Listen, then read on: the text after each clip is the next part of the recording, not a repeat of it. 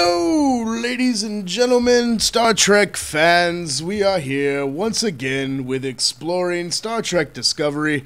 I am your host, Average Joe, the Average Geek, and I have one of my compatriots here with me today, Mr. Kevin Stallings. How do you do, sir?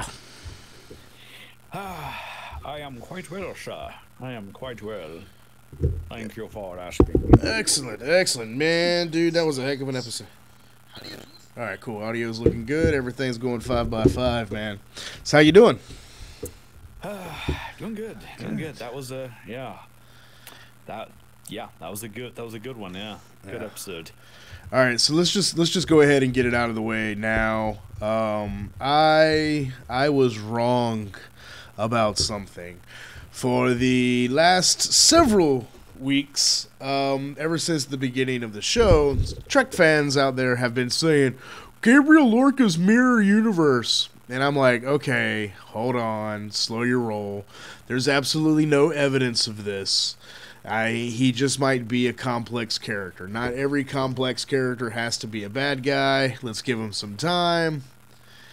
Let's see. Kevin, turn up your mic if you can, sir. It seems like you might be a little quiet. There we go. Better. All right. Let's see. See if we can adjust things on my end. So that being said, I was wrong. I was wrong. Apparently, he is in fact from the Mirror Universe. So I am happily eating crow.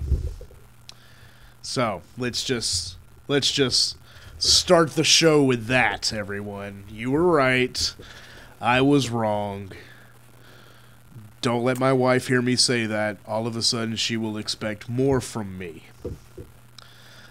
So let's just start with the big reveal. What'd you think about the big reveal about Lorca at the end of the episode, sir? Well, like I said, people have been throwing this out there for so long. It's I kind of dismissed it. I kind of dismissed it because it was, we didn't have any real proof. But I liked it. I thought it was really well done. It kind of not to toot my own horn, but it did kind of fit a theory that I put out there. I think it was last week that Lorca, maybe he was from the Mirror Universe, using Burnham to get back onto into the palace to try for another shot at Giorgio. Yes, you were 100% correct about that. However, I was not expecting the weird pedophilic grooming of a little girl that apparently was occurring between Lorca and Michael Burnham. That took things to an entirely different and probably one of the darker moments in Trek history. That was like, whoa. When Empress Giorgio mentioned that to Michael, I'm like, okay. So now it goes from this pretty cool kind of revenge subplot of this captain on the run committing a coup, skips universe, and now wants to get back over to his own universe and take over, to breaking out sexual deviancy and potential abuse. I was not expecting that. No, I wasn't either. That came out of left field, which which is an awesome twist for the story. It goes to show the strength of the writers that they have, I think. Yeah, no doubt. That was. Yeah, I don't think anybody saw that coming. Yeah, I definitely did not, and that is so incredibly awesome to me. It definitely. Like Steven Stott says right now in chat, it really makes us rethink our love for Gabriel Lorca. Like, I have been a legit, unabashed Lorca fan from the very beginning. And just like that, I hate the bastard. And I'm conflicted. Like, oh, he's so cool. And, like, he's a captain, man. He's like the man's man, kind of, southern, just really kind of like the captain, you know, like legit. And now he's a pedophile murderer. Ah, like I don't.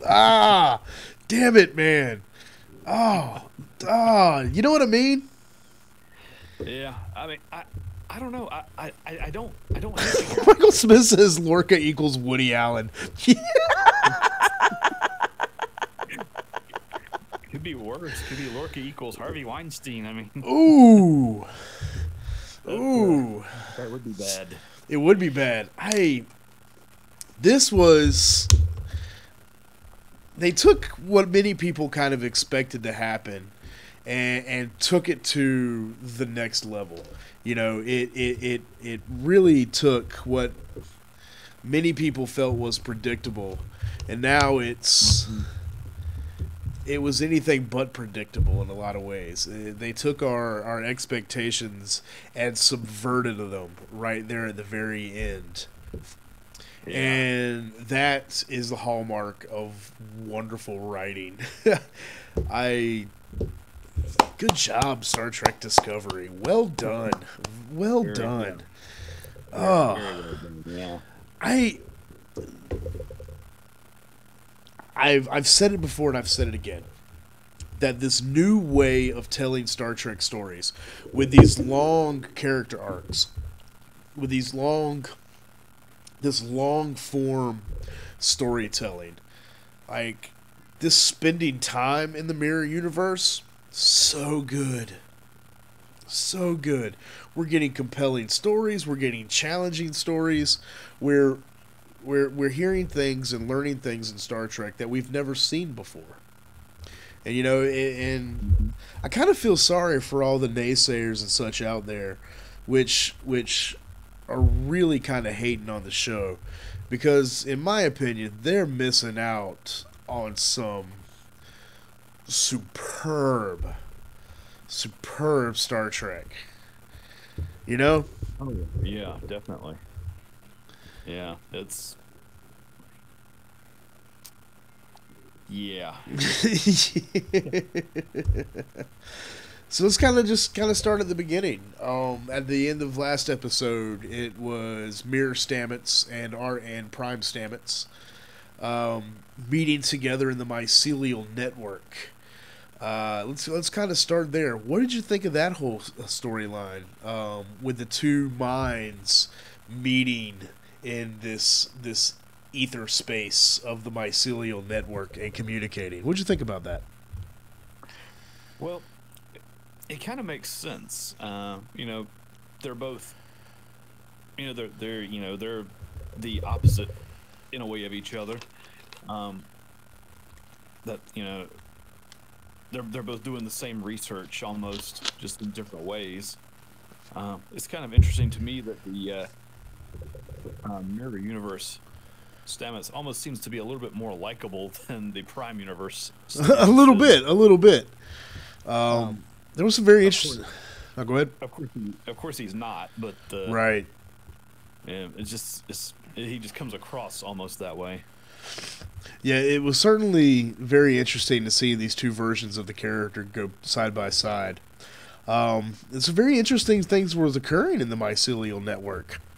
Mirror Universe Stamets says that the mycelial network, it was intentionally providing something to make Stamets feel comfortable. That to me implies sentience. It implies intelligent thought. It implies that it had a goal and a mission, and wanted an emotion in some way. That the mycelial network is a sentient network, which is super weird. What did you think about that? That is kind of weird. But if you think back to one of the earlier episodes where they kind of mapped out what the network looked like in subspace, it almost looks like a brain, like a neural pattern, like a network of nerve endings or a brain almost. Yeah. For it to, and if it's made up of these spores that are living things, You get enough of them together, and I guess you have like a, I don't want to say like a hive intelligence, but you have some form of intelligence at least. Right. Some very interesting ideas in chat right now about it. Let's see. Talha Patel goes, I wonder if they split up at the end into each other's bodies. That'd be a pretty wild twist. Steven Stott goes, my only challenge with the Mirror Universe Stamets is how he got there, since we don't know what the heck he was doing. And does the Emperor know what he is doing? That's a very interesting thing as well, because we know that Mirror Stamets is an astromycologist as well. We do know that they do not have the dash drive, the displacement activated spore hub drive, no dash drive, which is good, Yeah. because then it'll go from conquering their alpha quadrant with, space tyrants to the galaxy, to multiple galaxies and beyond, as well as potentially conquering parallel universes because of the dash drive's ability to switch between worlds. Yeah. That's a very interesting question, is like, what was Stamets doing there, and what kind of accident occurred that threw him into the mycelial network? Was he, obviously he wasn't researching it for the propulsion nature of it all, but I kind of wonder what that angle was there, and I wonder if we'll get a little bit more of that before we leave the Mirror Universe. What do you think about that, man? Oh, well, thinking about what the the whole Terran Empire thing, it would surprise me if it was trying to find a military use for this, for the mycelial network, use it as a weapon. I mean, that would make sense for the Terran Empire. It really would. Maybe some kind of delivery system where you can deliver weapons of mass destruction to the other side of the galaxy in a flash. Yeah. It's a pretty scary thought, for space Nazis. Yeah, So or it could be essentially what the Terran Empire is space Nazis. Nazis. Yeah. I mean, it could be that he was doing, research into preliminary research into a spore drive. Maybe the Terran Empire just started getting this idea of one. Right. And, Right. And something happened, and he had this accident. Because Emperor Giorgio did seem kind of interested in the technology. Yeah, absolutely. And a very interesting thing is that Michael Burnham almost offered, didn't quite offer, to trade the technology for the information about the Defiant, to figure out where that the interstitial space was that the Defiant, jumped through to get there. Let's see. Talib Patel was like, Michael wants to trade the tech. I was like, no, like straight up Vader, no. I had the exact same reaction. I'm like, please don't give the space Nazis space teleportation. That would be bad. I know it's not your universe, but I mean, somewhere the prime directive has to go, no. Let's not give space Nazis ship teleportation. But I don't think she would anyway. She's very cunning, Michael Burnham. So I don't think she would ultimately give that technology over.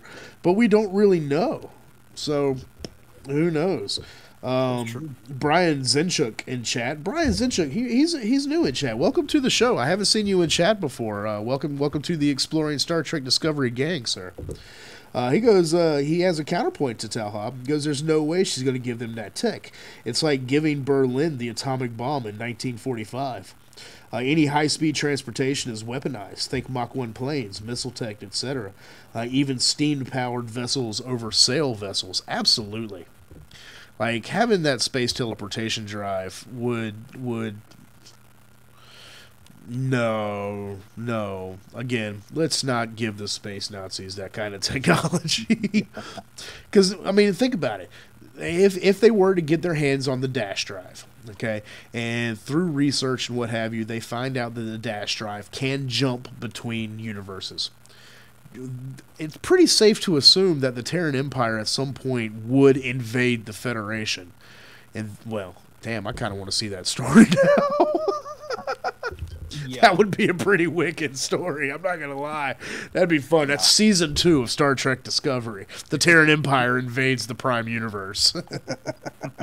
I can hear all the Trekkies screeching now. Oh, that would be amazing, though. Like That would be one of the that would probably be a bigger universe-changing event than the Kelvin timeline split. yeah. That would just whole new timeline. Yeah. like the future just shatters into a million pieces at that point. Yeah. Well, here's the theory. Think about it. If they, let's say, if the Terran Empire did get the spore drive and they start hopping around the galaxy, they're gonna have to. Eventually, they would run up against the mirror universe Borg. Yeah. And then eventually, the Borg, are gonna, assimilate one of the Terran Empire ships with the spore drive, and then we have mirror universe Borg invading Prime Universe. That would be insane. Steven Stott, a regular here in the show, in the chat, says that he has a theory that has always been that the mirror universe is actually quite fearful of the Prime Universe, and I think we've seen that a lot. I think we saw that pretty clearly in Georgiou's reaction to Michael Burnham being from the Federation. Because remember the things that have been said about the Terran Empire is that their entire life is surrounded by fear. The fear that your subordinate is going to stab you in the back and take your position. The fear that everything you have and love will be destroyed. They're very Sith-like in that idea. Like, you want to train up an apprentice, but you know that at some point that apprentice is going to kill you. And I know a lot of people don't like mixing your Trek and your Star Wars. I'm sorry. I am Average Joe the Average Geek. I am an equal opportunity geek. This happens here. Quite often. It does happen quite often. Patel goes, yeah, that would be hard to explain through canon. Having that kind of invasion in canon would break the canon. But at the same time, and I'm going to say something very, very crazy here. Who cares? Be a great story. Let's tell a story. It'll be okay. But that's neither here nor there. That's neither here nor there. I that one statement, I can hear the Star Trek groups on Facebook just exploding in anger at that thought right now. Yeah. But one thing that the Terran Empire is fearful for, as Stephen Stott just mentioned, is that they are fearful of the hope and the freedom that the Federation stands for. The idea that all of these species, the 150 member worlds, can work together, share technology, reach this post-scarcity world where their people are taken care of and nobody wants for anything. And then are able to maintain that peace through science and technology and reason and diplomacy. That would be an extremely frightening concept for an empire that is built on xenophobia and murder. What you think? Yeah. Well, even in the episode, Georgiou even says it. That she says, she tells Burnham, your Federation is dangerous with these ideas. Freedom, equality. It's just she pretty much confirms that. They're dangerous ideas. I found it interesting that she said that they were ideas that humanity had let go of millennia ago, Yeah. implying that the split between the mirror universe and the prime timelines took place a lot longer ago than we probably think it did. See, I think it took place in the Roman Empire. What if the Roman Empire did not fall? Because it talked about the emperor's complete full name. It was Emperor Philippa Giorgio Augustus, something. Dominus. Oh God, no! It was Augustus Emperor something. Philippa Giorgio Augustus Eponius Centaurus. Yeah. Centaur, yeah. So it has that Roman Empire kind of ring to it. So what if the split between the two universes occurred at around 400 AD and the Roman Empire didn't collapse? You know, what if the Roman Empire didn't spread itself so thin and, pulled everything the all great empires do and what United States of America's may or may not be doing now, it's stretching itself to the point and spending itself into oblivion. What if that didn't occur, and that's where the prime universe and the mirror universe split? It's Something to consider, I think. something to consider, yeah, yeah, and it goes, yeah, because I mean, if you look at their uniforms, they're almost they're kind of. I know I've made the statement the past few weeks about them looking like there's something out of Warhammer, but they also kind of look a little Romanesque. Yeah, a lot of really. Brian Zinchuk in chat goes, "It's obvious there was a tie to the Romans." Yeah, it was pretty overtly. Like we haven't got any history for the Terrans. And you think kind of at this point in the Star Trek story, as often as we go back to that empire, it's kind of nice to maybe get a little history now. Like to see where things split. Excuse me. It'd be very kind of interesting to get a series of novels. Maybe some canon now that the Star Trek Discovery tie-in novels are canon. Maybe we can get a canon tie-in novel that explains a little bit more about Terran Empire history. I'd read it. Would you read it? Oh yeah, absolutely. I think it would be a pretty cool way of building the universe. I really do. Especially now because all of a sudden the Terrans are entertaining.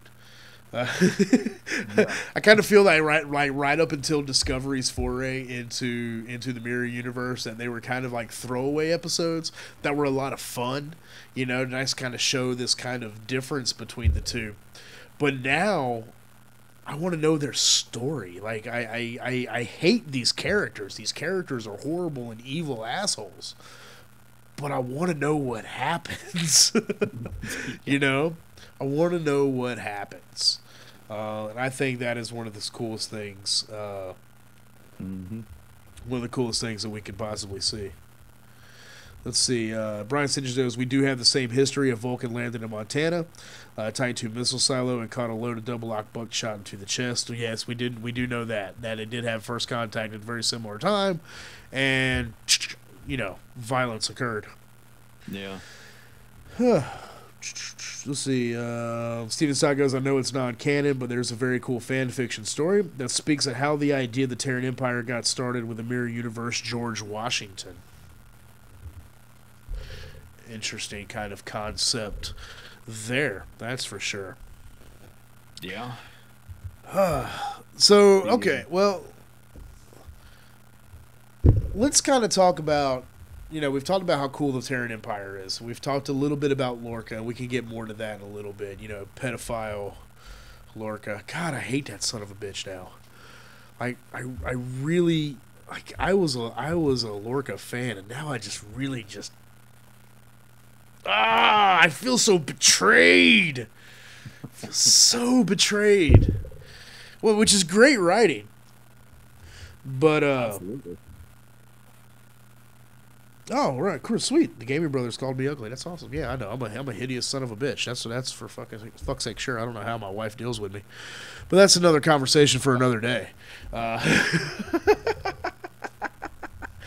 I feel so betrayed about that. But let's kind of talk about Saru, and I kind of feel like Saru is is is kind of coming into his own as a commander through all of this. I kind of had doubts about Saru's ability to command because throughout the first part of the season he was very skittish and very emotional, and I don't know if that would have been fit for command. But now that he's in charge of Discovery, he's really coming into his own as a captain. What do you think? Oh yeah, I think he's he when he goes to talk to Laurel the first time, he's very he's very diplomatic. He slides the tray of food through the force field. He tries to be reasonable. He's very Starfleet in his approach. He's very appeals to her compassion. The second time, he just beams Tyler / Volk directly in and basically says, "Okay, you deal with him." Yes. If you're not going to help, you're going to be the one to deal with him. It makes a very interesting question. What does Kelpian taste like? Yeah, I think we need to. I think we need to talk about that. See, that was probably the most. That was more disturbing than the pedophile Lorca. To realize that you're eating Kelpian. That. Oh man, dude. Okay. You can. You can have my gland if you want it, Joe. Right. Right. Well, very kind of interesting, since this is a average geek channel and we talk about a lot of different things in here. Patel in chat referenced The Man in the High Castle, which is an awesome TV show and is even a better novel by Philip K. Dick. Gloriously great novel. And in that, the Axis powers won, and they split the United States at the Rocky Mountains, with the Western Pacific states belonging to the Japanese Empire, and then the Greater Third Reich, the east of the United States, belonging to the Nazis. And in it discussed how, in the book, they haven't really touched this in the TV series, but in the book it definitely did, how they eat Jews.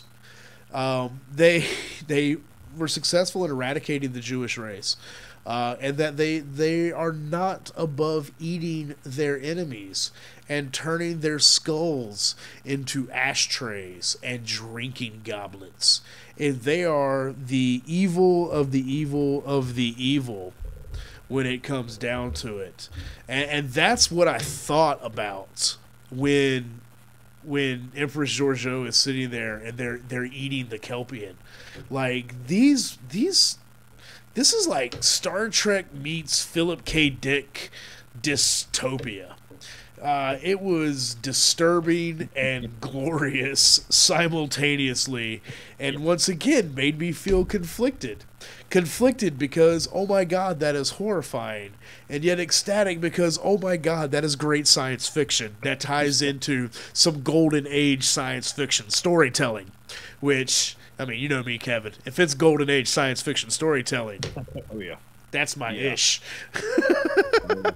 What'd you think about that, man? Did you make that connection? I kind of did, yeah. It was like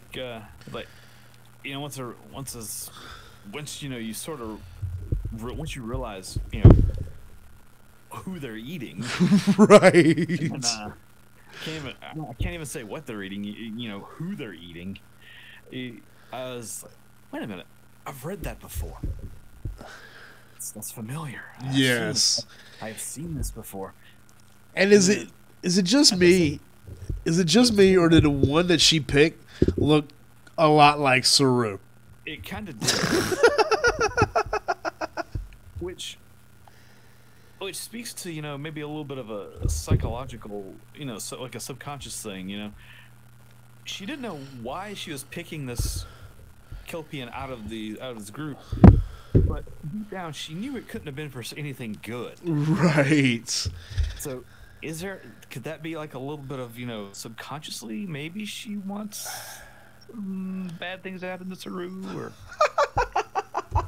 you know, I'm not saying she wants to like consume him, but So on a deep, so on a deep Freudian level, Michael Burnham wants to eat Saru.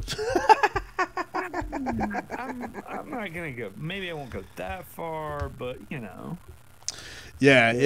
I mean, it's a funny idea, but the Sonequa Martin Green's a really, really, really good actress. She says a lot with her face without yeah, saying a word. yeah. What was so? What was so almost in a way added a little bit to how disturbing the scene was the fact that you can't look away once you realize what they're eating. Oh You yeah. can't you can't turn away when she eats the gland. You're seeing you're compelled to watch it. Oh. I thought I can't. Oh. In my brain. I'm thinking, this is horrible. This is disgusting. You're eating a sentient creature. I can't stop looking at this. Yes. It was equal parts amazement and revulsion. Yeah. Um, I felt almost a little Lovecraftian revulsion in there also. oh yeah, a little just a touch cosmic horror. Yeah, Yeah. definitely, definitely, definitely. Um, I what a wonderful episode, man. I don't think the episode had the same just visceral punch of the previous episode, but it's wonderful in its construction and the complicated storytelling that they are tackling right now.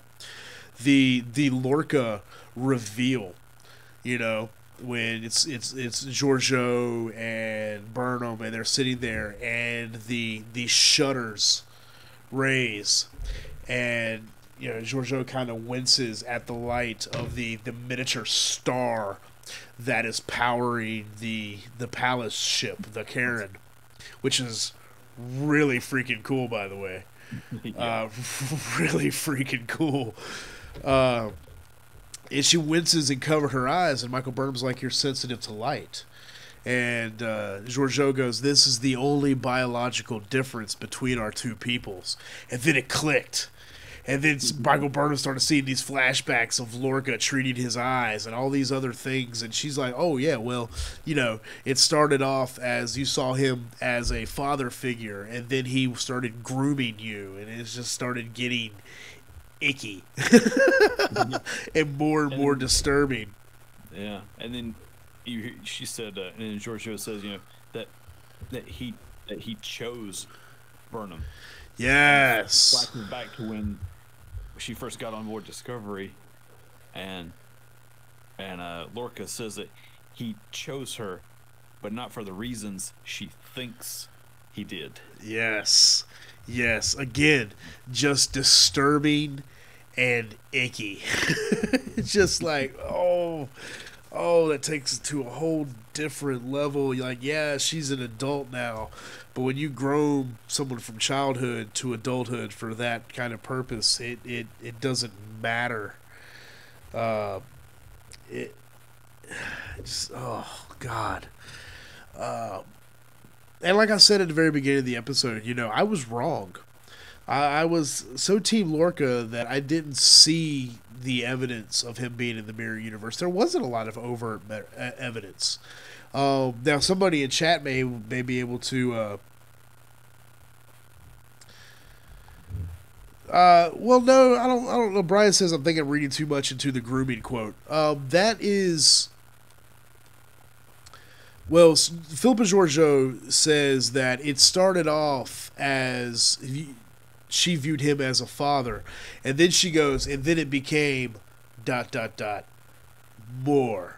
And she Boy. kind of, and Michael Burnham kind of like got this disgusted look on her face, and then she used the word grooming in a very specific way.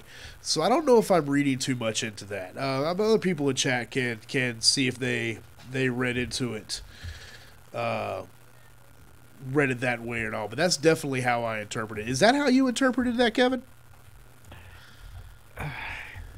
Well, Giorgio starts off by saying that you know, in Lorca, she found a father figure, and over time, as you know, it became more as Burnham got older, and she was.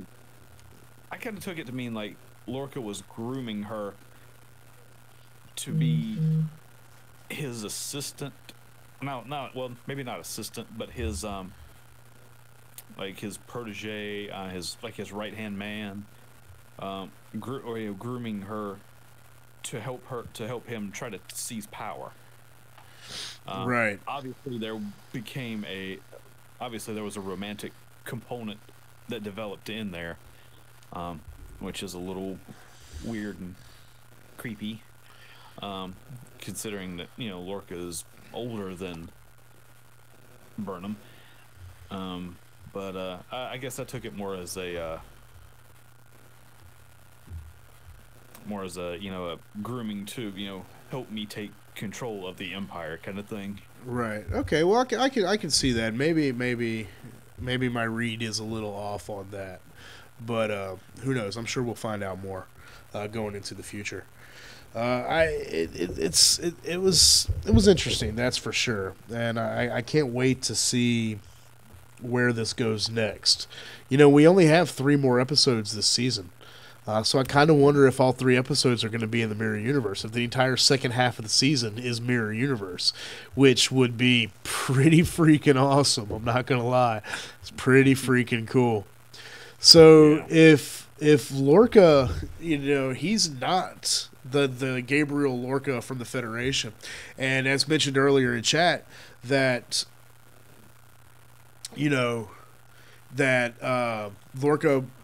Mirror Universe Lorca probably engineered the destruction of the Baran, kill his entire crew, killed, Prime Universe Lorca, kill Universe Lorca's entire crew so there'd be no witnesses, and then installed himself in Lorca's place.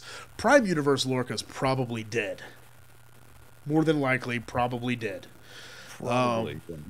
So it's pretty safe to assume that Saru, being next in line, is captain of the Discovery. Which means he'll need to appoint a first officer.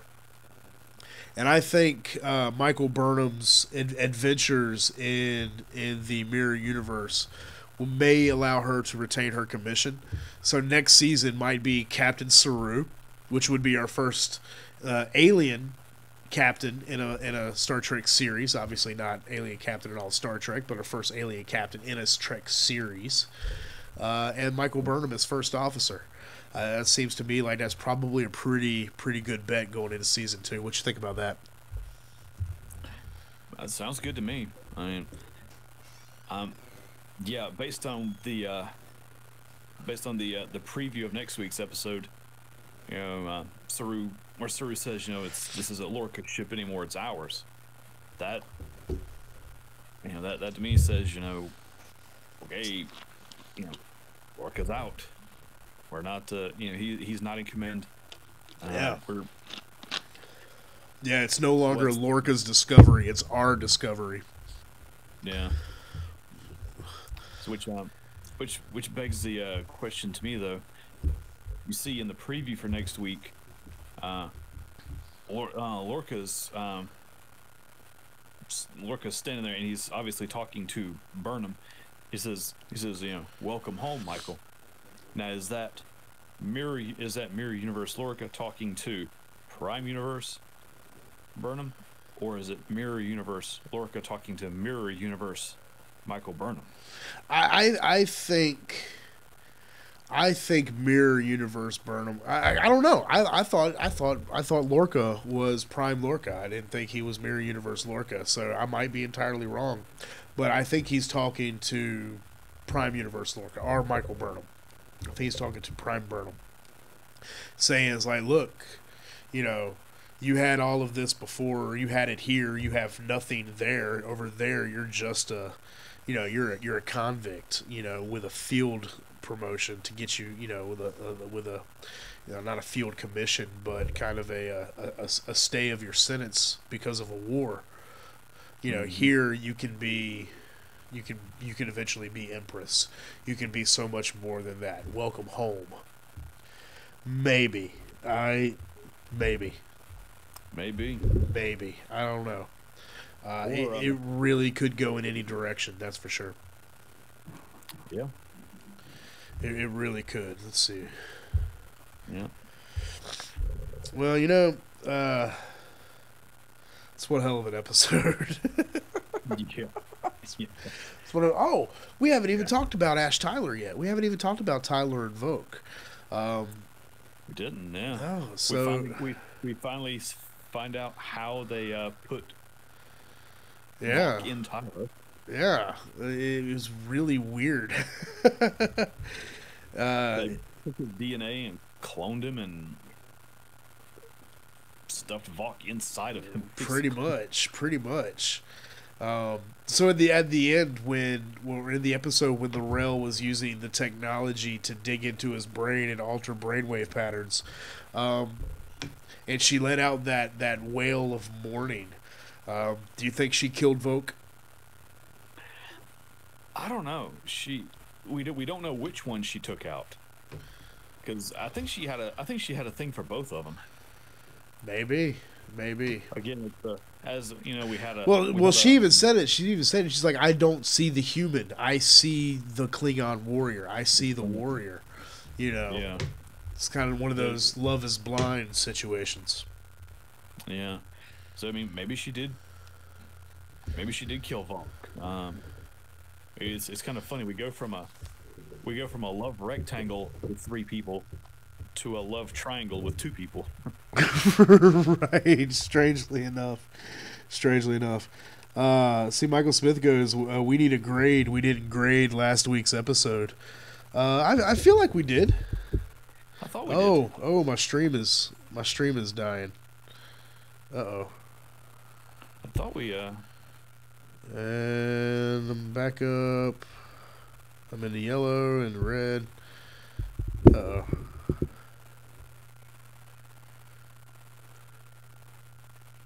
Uh-oh. Stand by, everybody. Stand by. Oh my. Oh my. Oh my. Oh my. And things Stand got by. really choppy. Stand by, everybody. Hold on one moment as I mute this for a second.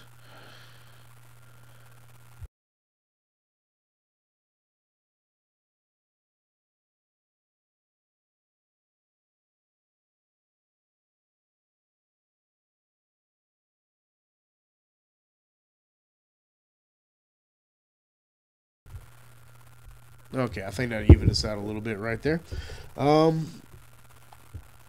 Yeah, we gave a rating, like a number rating, and we all kind of agreed that it was a 9 or a 9.5 out of 10. Definitely an A episode. This one episode right here as well is going to be a very strong A for me. What do you think, sir? Oh yeah, I'm giving it a 9. Yeah. A 9, definitely a solid A. Yeah. I think again, it's pretty safe to assume that this is the strongest first season of any Star Trek series we've ever seen. It takes a while for Star Trek series to gain their legs. And this one only took a few episodes. And then it really hit the ground running. Yeah. I'm definitely getting some streaming issues. Yeah. Let's see. I think everybody kind of agrees, Brian Zinchik says last week we were great. This one was better. Talha Patel, A. Brian Zinchik goes, once again, ranks along with yesterday's Enterprise. That is extremely high praise. Steven Stott, A. Michael Smith, A. Brian, once again, top 5 of all Trek episodes ever. Hey. That's a hell of a rating right there. Best production value. I think everybody in chat right now can agree that Star Trek Discovery knows what show it is now. It is Star Trek, unabashed, unrelenting. It is absolutely Star Trek, but told in the most cinematic way we've ever seen. Because, this might be a challenging idea, but I think if we're all being intellectually honest with ourselves, we can agree that most Star Trek movies are just 2-hour episodes. Pretty much. And that's not a bad thing. It's just a thing. It's just the way it is. Yeah. Especially when you get into the next generation movies. Yeah. There were a couple of original series movies that felt kind of cinematic. Wrath of Khan, Undiscovered Country. Those two being the main. Yeah, absolutely. But yeah, it's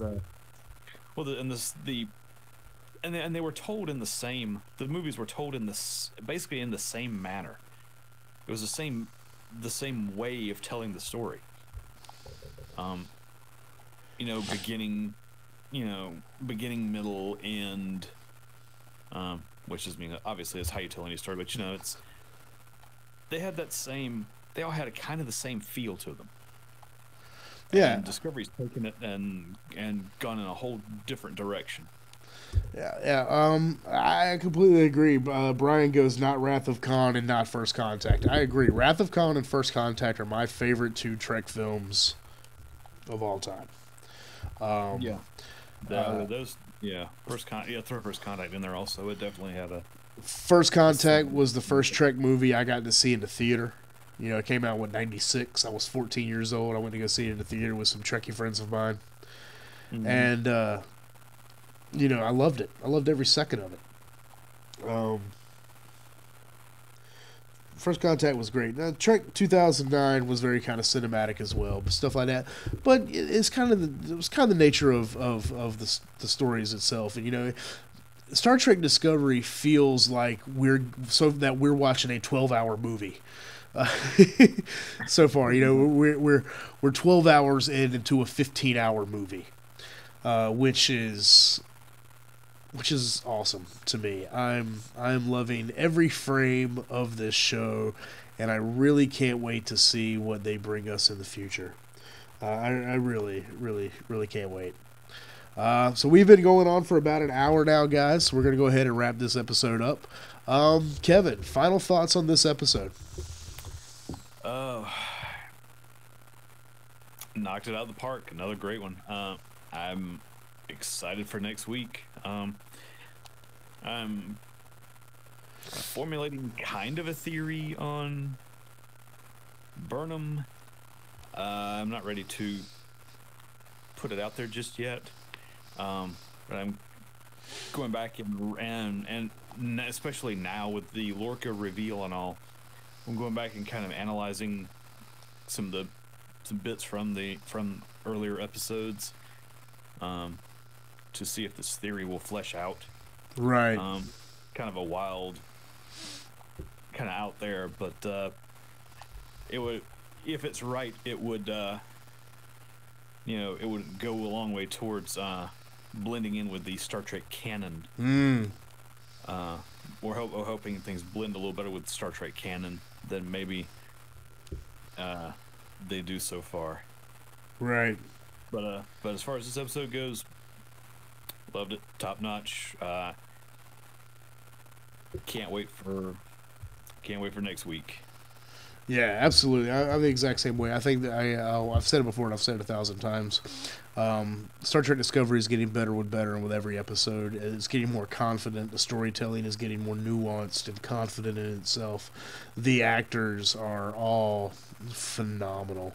The scenes between Paul and Hugh in the Mycelial Network were heartbreaking. Yeah.